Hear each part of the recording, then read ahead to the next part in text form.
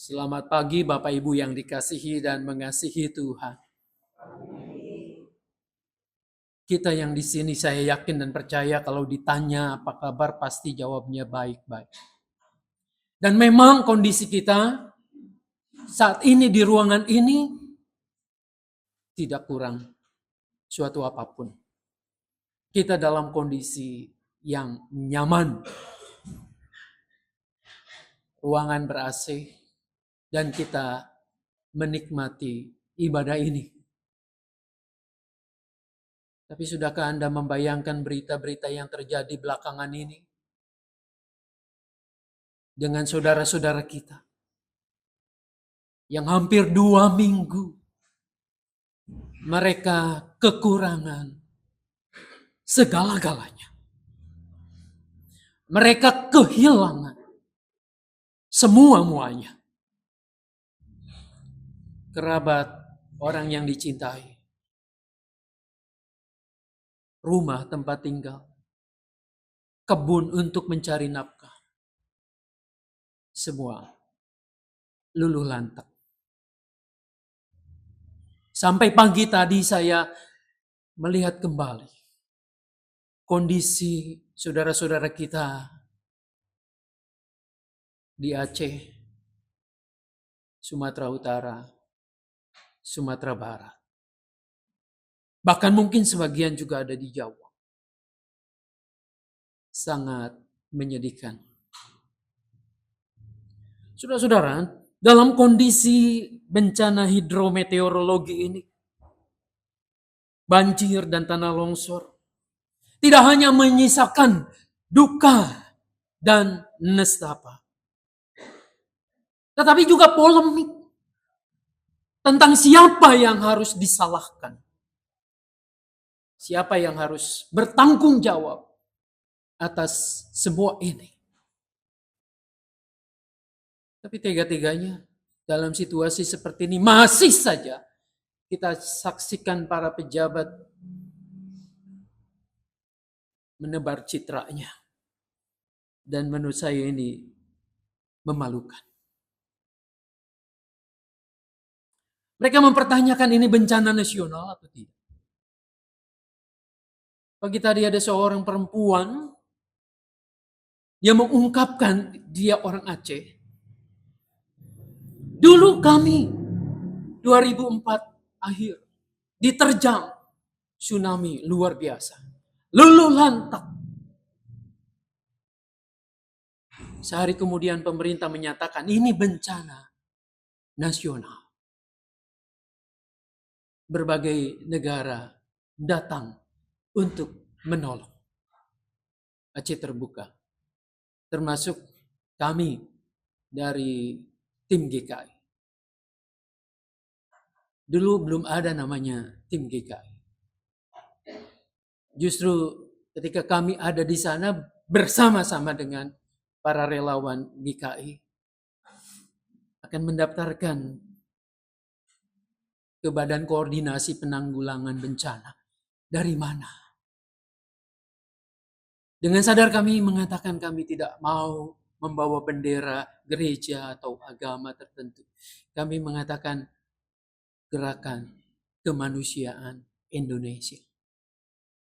Disitulah cikal bakalnya lahir yang namanya tim GKI. Menyedihkan. Tapi kami berusaha juga membantu sebisa dan semampu kami. Tapi perempuan ini mengatakan di Aceh sekarang luluh lantah. Begitu banyak desa yang tertimbun. Dan pemerintah nampaknya enggan untuk membuka diri dan menyatakan ini bencana nasional. Karena kita tahu status ini akan membuka mata dunia, mengusut siapa yang bertanggung jawab.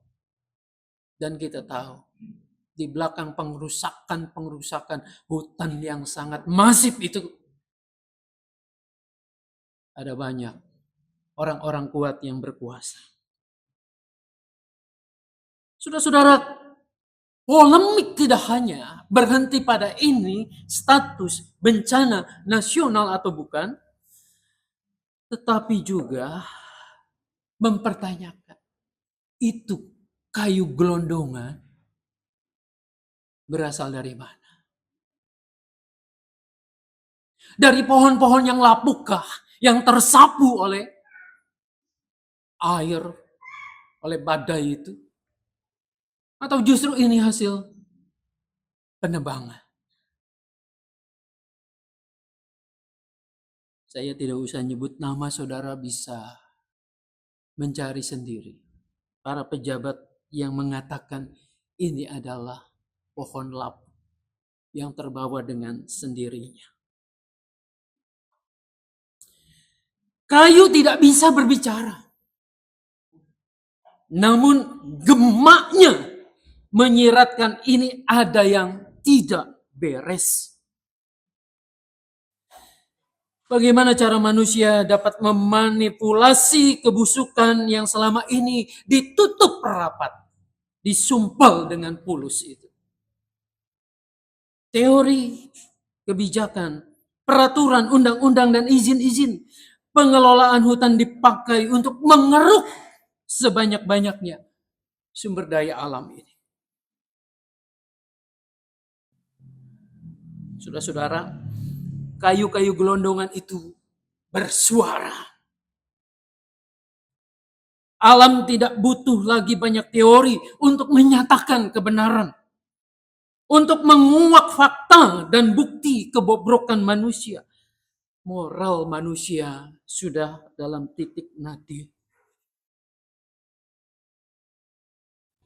Bicara ini saya agak emosional karena saya sangat menyayangi tanaman. Rumah saya bahkan seperti hutan kecil. Kadang tetangga protes karena merambat ke sana sini. Betapa tidak, kayu-kayu yang begitu banyak terseret dan terkumpul di lautan.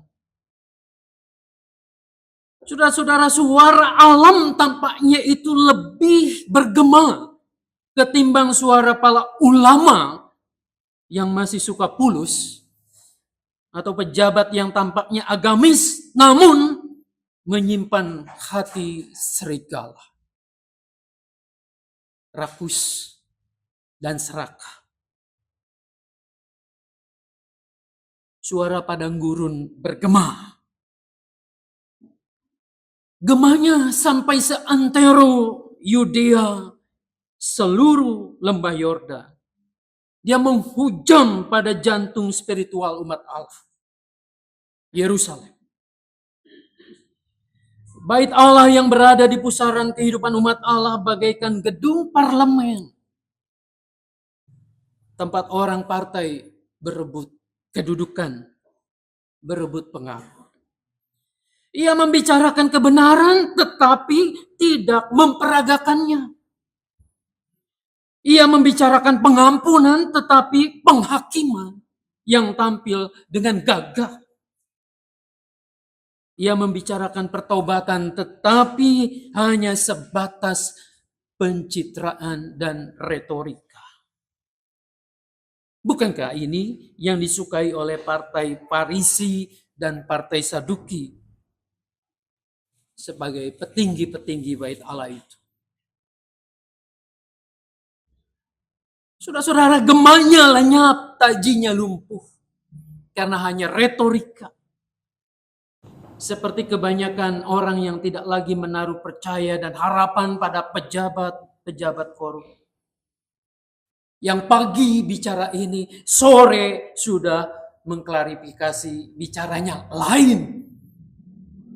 Dianggap rakyat itu adalah rakyat yang bodoh, yang hanya mengambil sebagian sepenggal. Tapi nyatanya memang demikian. Saudara-saudara, demikian Yerusalem dan bait Allah. Tidak lagi otentik menyuarakan kebenaran, menyampaikan pengampunan dan pertobatan.